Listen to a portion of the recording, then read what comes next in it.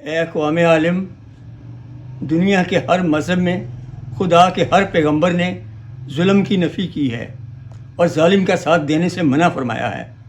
پوری ایمانداری سے آپ اپنی ضمیر کی عدالت میں اپنے دل سے پوچھیں، اسرائیل اور فلسطین دونوں میں ظالم کون ہے؟ دونوں میں مجرم کون ہے؟ کون ہے جو عام نہتے شہریوں، معصوم بچوں پر بم برسا رہا ہے؟ کون ہے جو یہ ظلم نہیں، ستم نہیں، ظلم و ستم کی انتہا کر رہا ہے، بلکہ ظلم و ستم کی انتہا بھی کراس کر چکا ہے؟ کس نے عام گھروں، پناہ گزین کیمپوں، سکولوں، ہسپتالوں، ایمبولینسز پر بم برسائے؟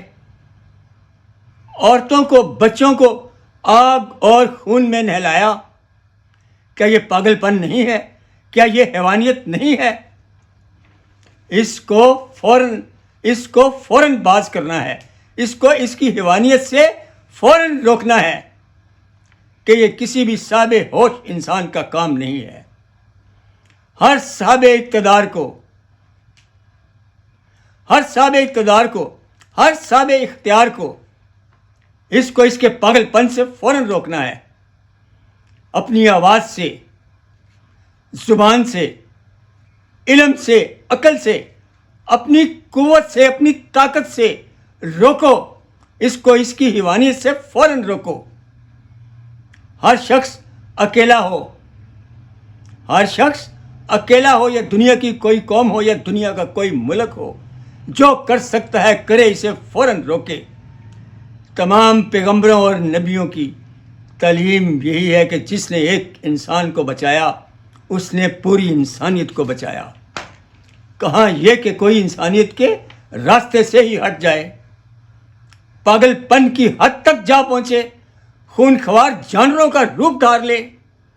اگر ایسا ہو تو سب جانتے ہیں پاگل کو پاگل خانے میں اور خونخوار جانور کو زنجیروں سے باندھ کر رکھا جاتا ہے۔ اے اقوام عالم، اے حقوق انسانی کی عالمی تنظیموں، اس جانور کو روکو، اسے انسانیت کے عالمی قوانین کی زنجیروں سے باندھ کر رکھو، اسے انسانیت کے عالمی قوانین کی زنجیروں سے باندھ کر رکھو، اسے عالمی عدالت یا انصاف کے کٹہرے میں لاؤ، اس سے اس ظلم کا جواب مانگو، اور اگر یہ کوئی جواب نہ دے سکے تو سن لو، اس کی سزا موت اور صرف موت ہے۔